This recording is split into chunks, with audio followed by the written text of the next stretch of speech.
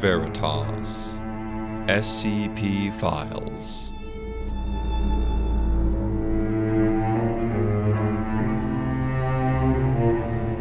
Episode 53. Useful.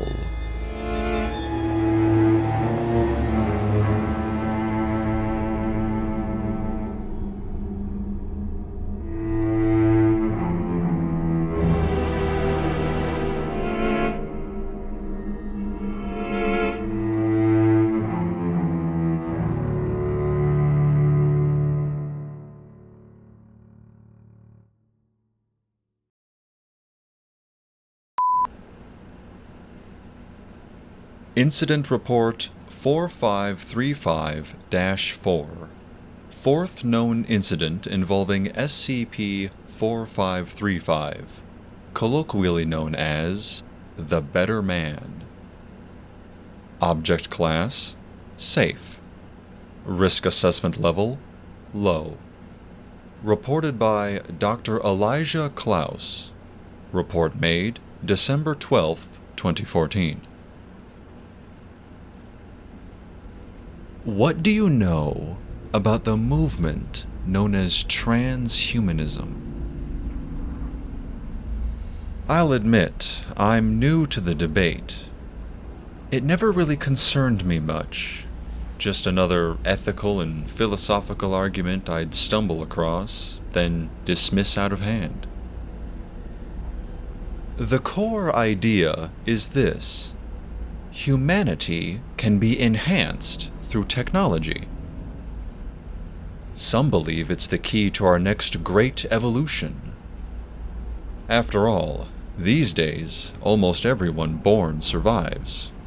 Modern medicine is astonishing. Nearly any disease, any ailment, can be cured or managed. With so few threats to survival, natural selection has slowed. There's no survival of the fittest anymore. Transhumanism proposes a solution. If evolution has stalled, then humanity takes control. We become the architects of our own improvement, using technology to overcome our flaws, our limitations, our fragile biology. Imagine a world where every shortcoming, mental, physical, or emotional, could be erased with the push of a button. But that line of thinking is a slippery slope. It raises a darker question. Who decides what counts as a shortcoming? What you might call a flaw, I might see as a feature. And if the person holding the scalpel or writing the code isn't particularly moral or open-minded, well, that's when things go wrong. Horribly wrong. It was SCP-4535 that introduced me to this debate. I didn't realize it at the time, of course. The procedure was offered to me as though I'd won a prize. For your outstanding work, and in recognition of the knowledge you've contributed to the Foundation over the years. I was told it would make me better. A nebulous concept, to be sure. Better how? I remember asking. Faster, they said. Healthier. Sharper. All the pesky ailments of my aging body gone. No more arthritis in my fingers.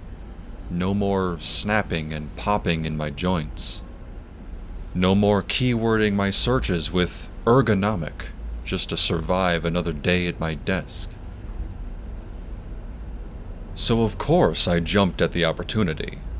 I'm one of the Foundation's star researchers. Been at this for 35 years. dipped my fingers into just about every major case this site has ever handled. I figured my bosses wouldn't risk putting me in harm's way. I was simply too valuable. So into the machine I went, willingly, even eagerly.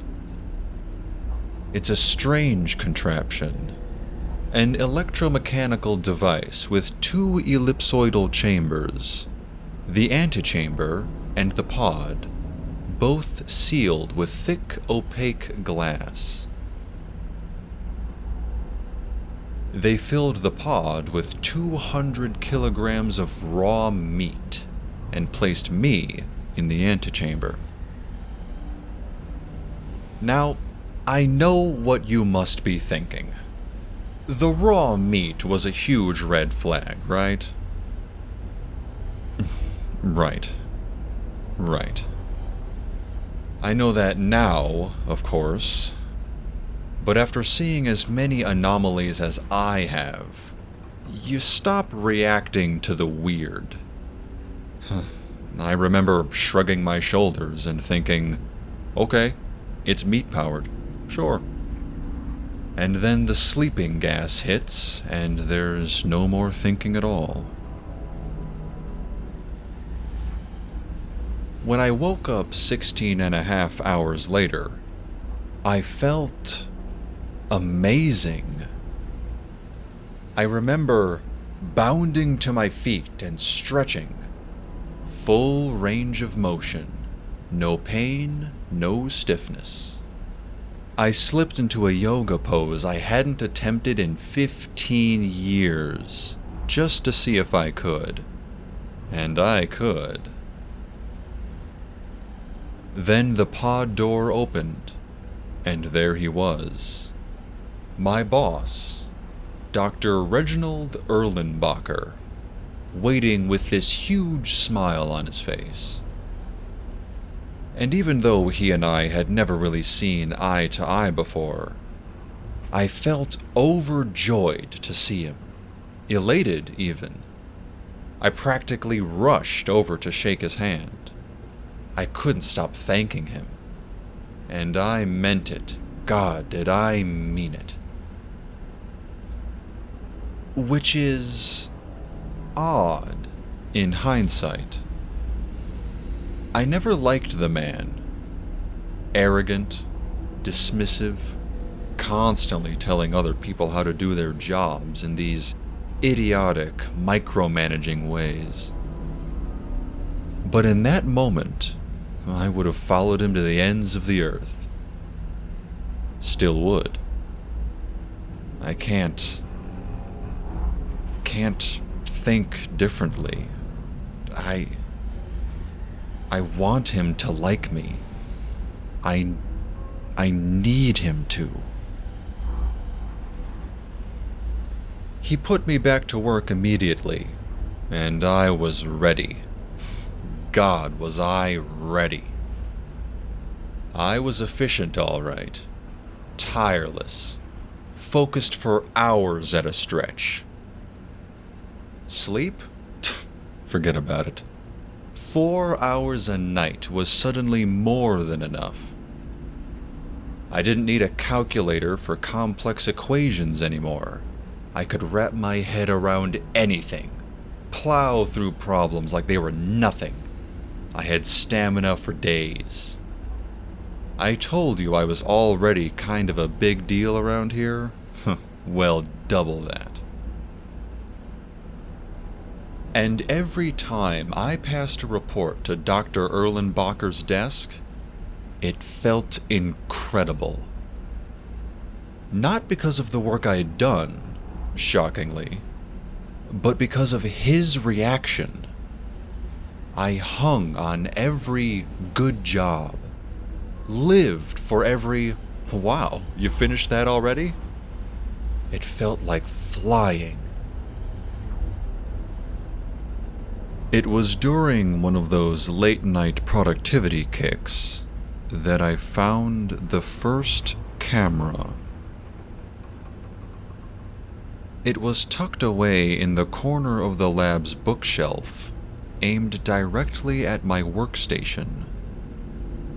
I'd gone to grab a physics textbook, and my knuckles brushed something cold and metallic.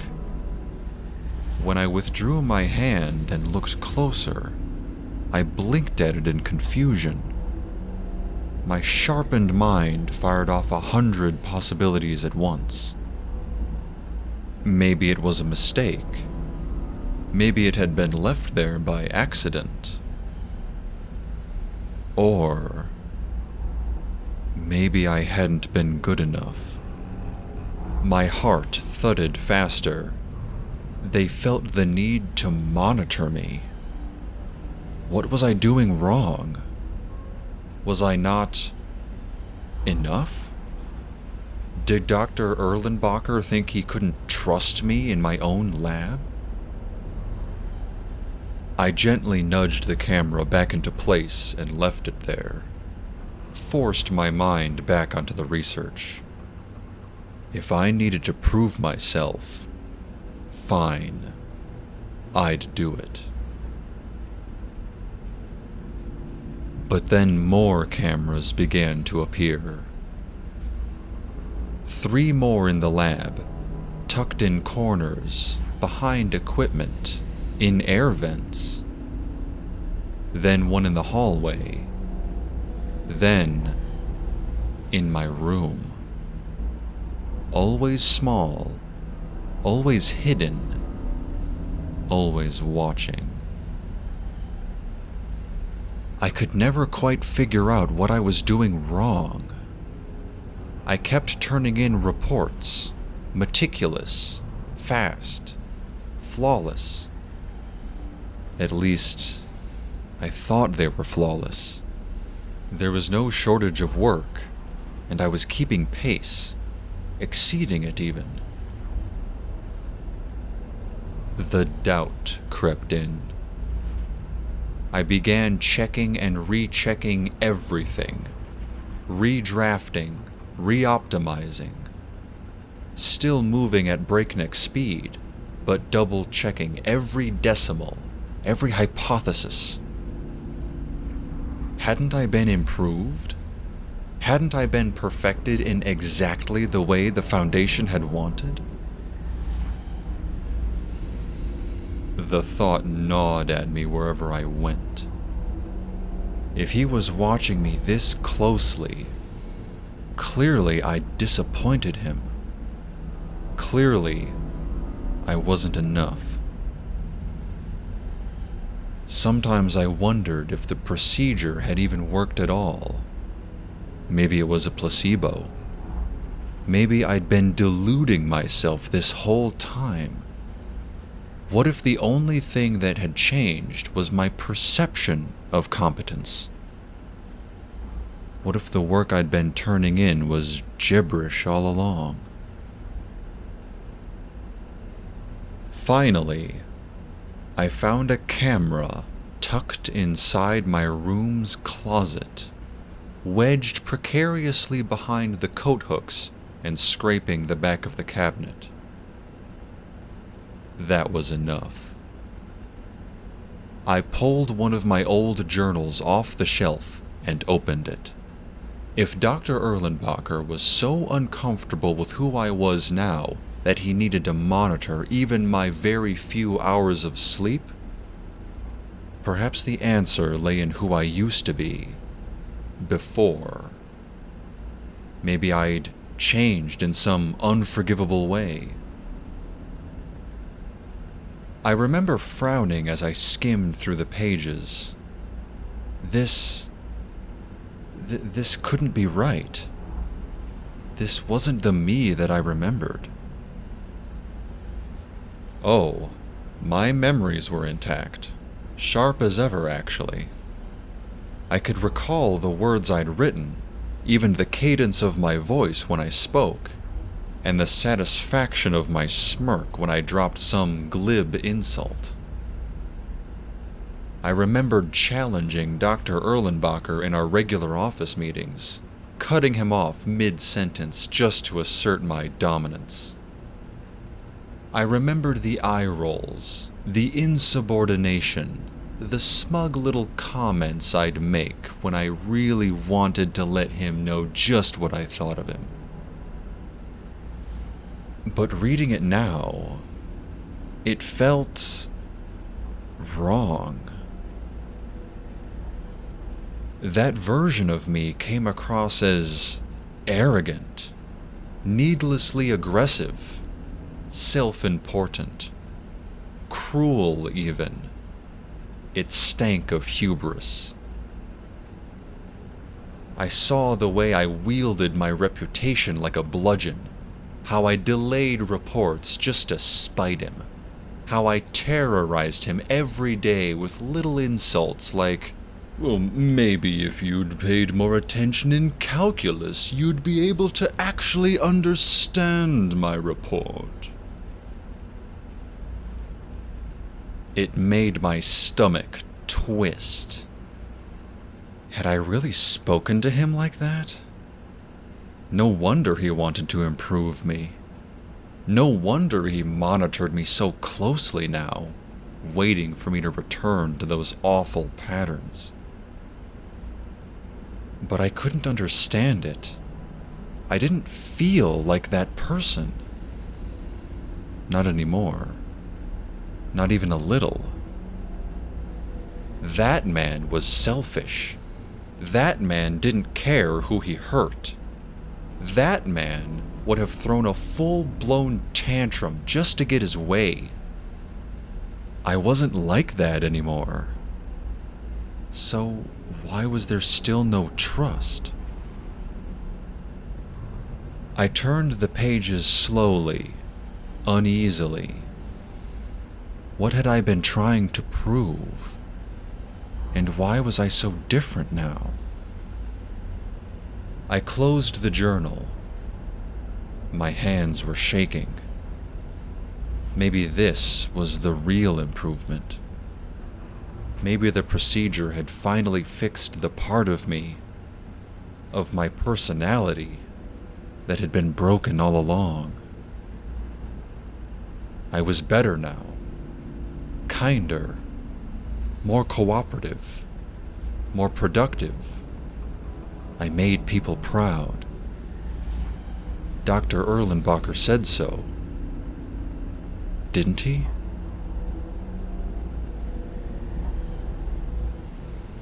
I had to know.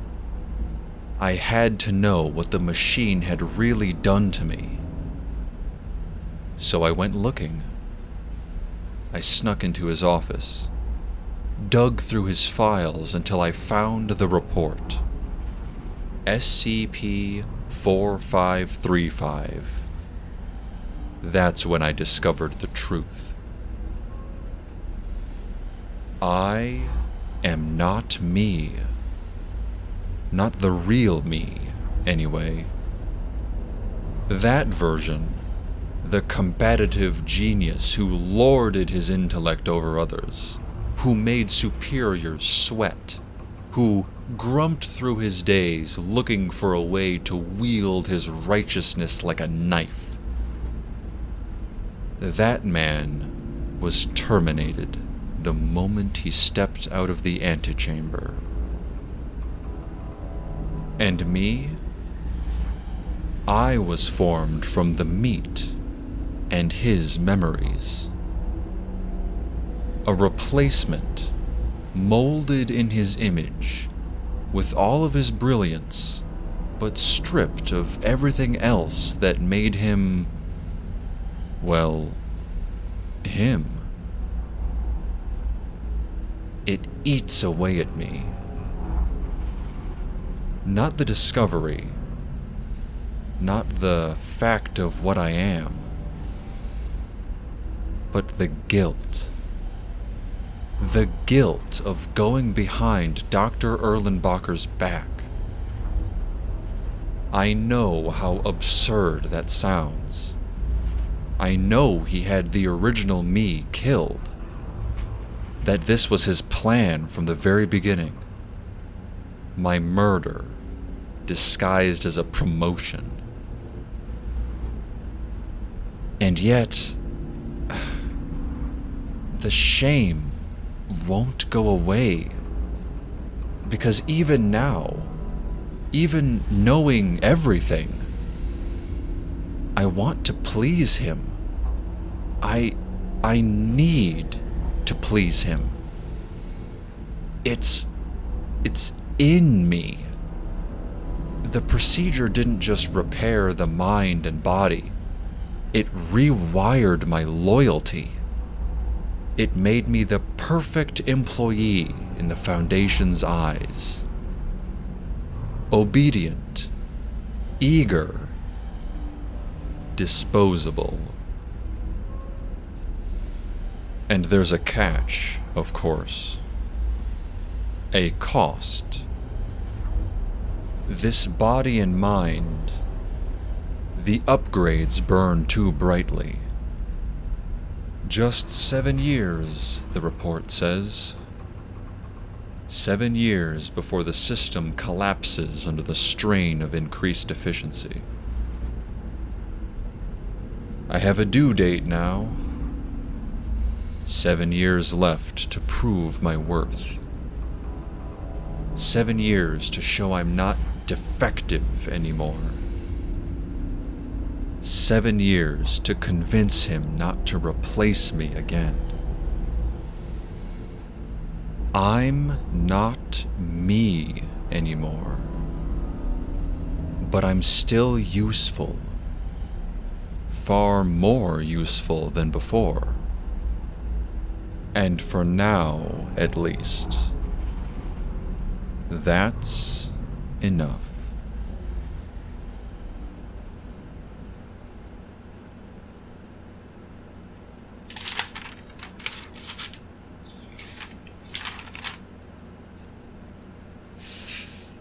This report was in the Prometheus Lab section, but I don't know why.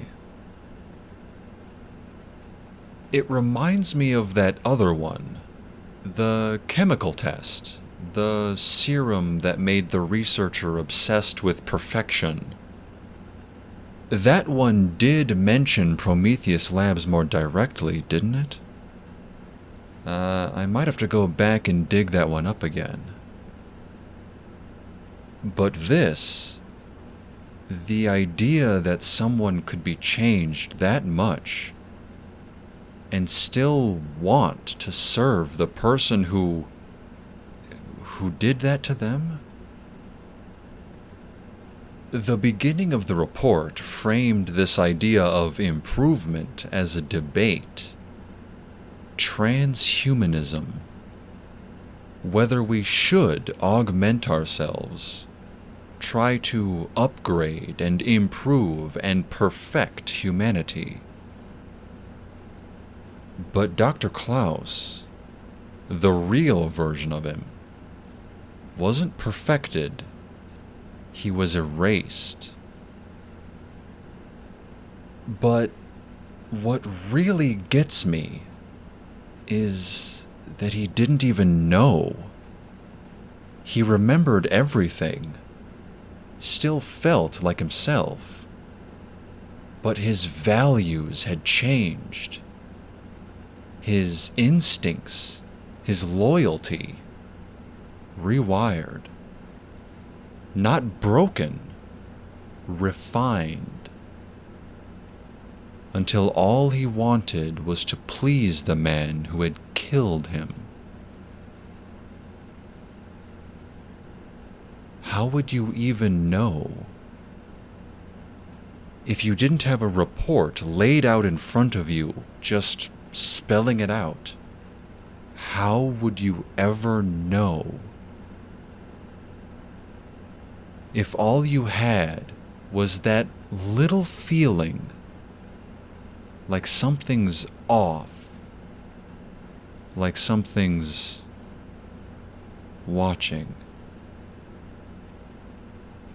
He only figured it out because he started digging, because the facade slipped just a little, and he could feel that something was off, that he was being monitored, watched. recorded. 7 years left. Huh. I wonder how long I've got. Until I wake up one day and realize I've been perfected.